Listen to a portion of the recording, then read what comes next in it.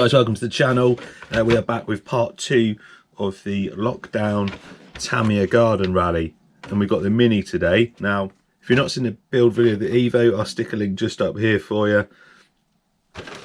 Pretty crazy, this thing, 54 kilometers an hour. It's got the rally blocks on it now.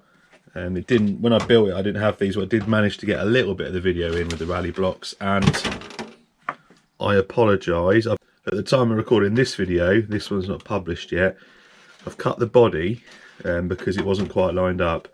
And after I cut it, and I was looking online for other bodies, it turns out this is quite hard to get hold of. So I don't know yet if I've got any abuse in the comments because I've cut that body, but I apologise any Tamiya fans if you're a bit annoyed that I cut this body up. I wasn't aware you couldn't get hold of it. Anyway, it's done now. That's another story. The body was pretty knackered anyway. The holes weren't very well cut, the paint was coming off with a few splits in it, so not the end of the world. Mini. Now, this build, I wouldn't say it dragged on a bit. I mean, I enjoyed doing it. I like doing the builds and getting them running again, but it did go on a bit because it needed a few changes. This should be a lot simpler. It's already got servo in there, it's already got a motor and stuff in it I'm going to change. Everything's together. I think it's just basically getting the brushless motor in it, getting the radio gear in, and giving it a test. Not this actual Mini, but a Mini like this in this colour holds a bit of history for me, because it was the first ever brand new Tamiya I bought. I bought an M01 in about, I think it was 96 or 97, and I painted it white with black arches and a black roof. And then a few years ago, I think it was probably about 3 years ago, maybe a little bit less, I bought an M03, shortened the wheelbase because it was a long wheelbase one. I think it was a Suzuki Swift. Shorten the wheelbase, it's easy. You just take a couple of brackets out, bought a mini shell, and made a replica of my old one. Unfortunately, I've not got any pictures of my old one. I might be able to put a picture up now. Not very clear picture, but I'll put it up now if I've got it, of my original one. Anyway, let's get the body off and have a look underneath.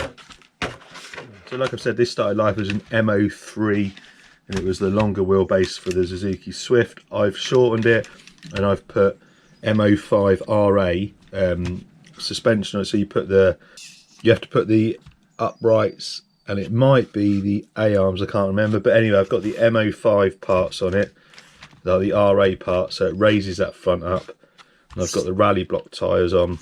So we've got a good base for this car. I actually made a video of this going around the garden quite some time ago. I think my channel's maybe improved a little bit since then. But anyway, this does hold some nice memories for me, both early on in the channel and when I was about 17 or 18. Right, so the motor I'm putting in, if you've not seen the video of the Evo, it's a Ghoul RC.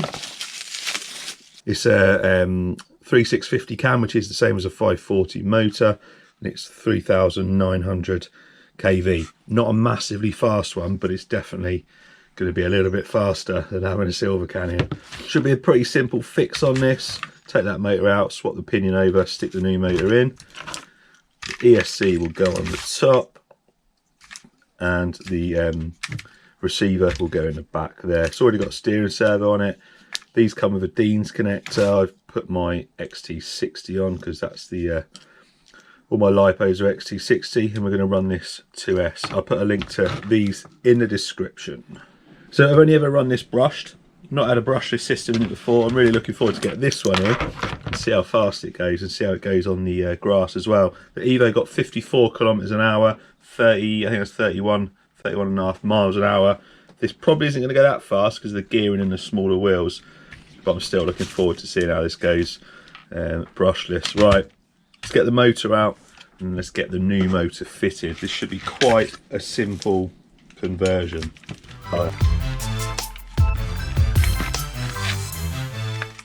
Running a 20-tooth pinion.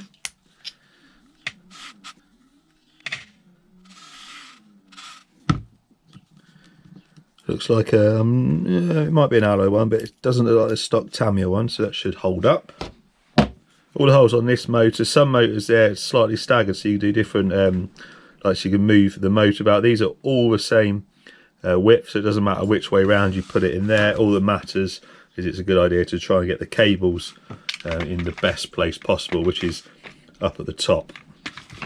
There's a little inspection hole on this one. You just take a little cover off. So once you wound it in, you can check your mesh. Now I can see by this that I need to move the pinion up the shaft a little bit because it's only 50% on it. It'll probably still be alright like that, but there's more chance of it stripping if I don't sort that out.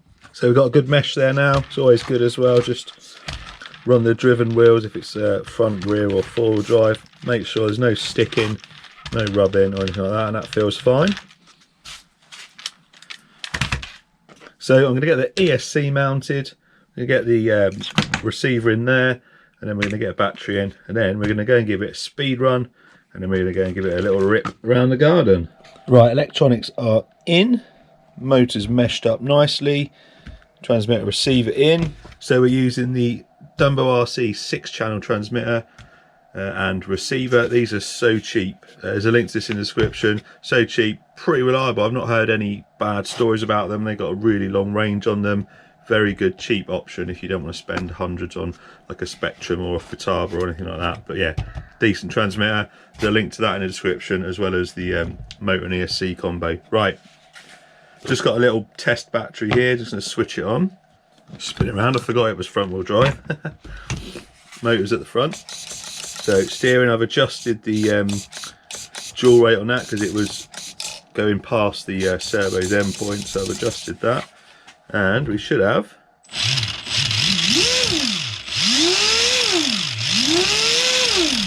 this thing's going to be pretty quick.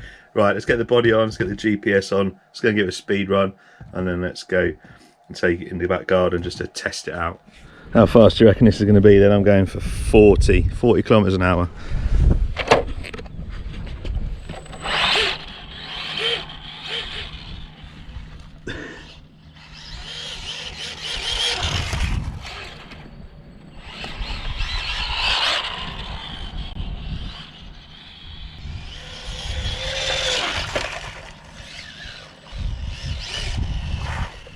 It's a little rocket.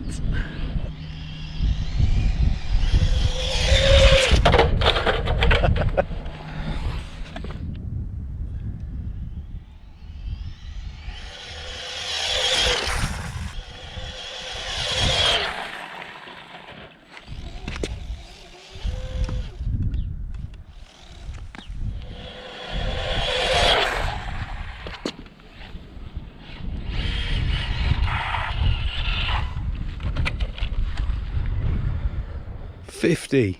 Oh my god, I am shocked. 50 kilometers an hour.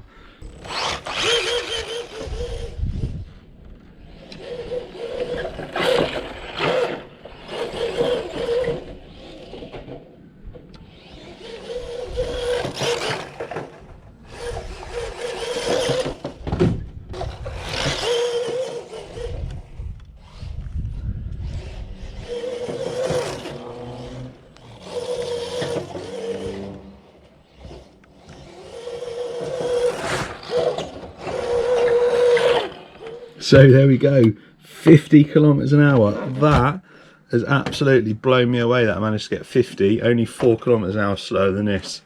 This probably needs a bit more space to get up to top speed, but this is going to be in a small garden, so top speed's really irrelevant. It's how quick you get there, and this thing's got the speed. The only thing it's not got is the same traction as this. I have to make sure I cut my grass before I do the garden rally, and I'm probably going to have to now swap the rear tyres to the front after that little blast on the concrete. Just a little bit, you can see a bit of wear on there now, so swap the tyres around, we're good to go. Anyway, hope you enjoyed that video.